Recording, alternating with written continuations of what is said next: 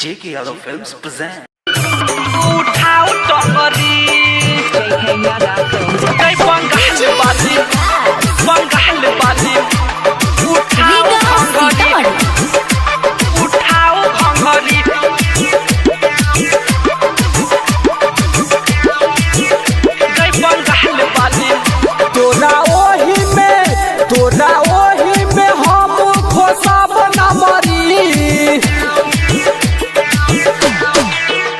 तोरा ओही में हम खोसाब न मरी गई बंगाल वाली माल तू उठाओ घंघरी गई बंगाल वाली माल तू उठाओ घंघरी मजा लुटबो खूबे हम सटा के डंगरी मजा लुटबो हम खूबे सटा के डंगरी गई बंगाल वाली माल तू उठाओ घंघरी गई बंगाल वाली माल तू उठाओ टंगरी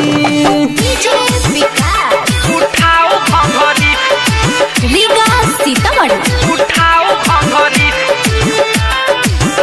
गई बंगाल वाली उठाओ भंगरी कुचिया न हमरा के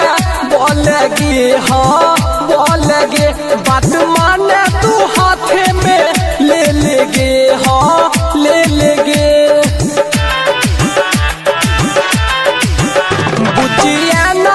हमरा के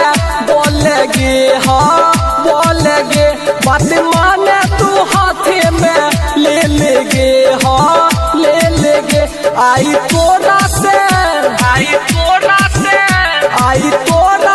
चाहिए वो चुमा जबरी गई बंगाल वाली माल तू उठाओ घंघरी गई बंगाल वाली माल तू उठाओ टंगरी उठाओ भंगरी उठाओ भंगरी presented by Albina Recording Studio, Simla. उठाओ भंगरी संगीतिया तब छोरे दी बाना गे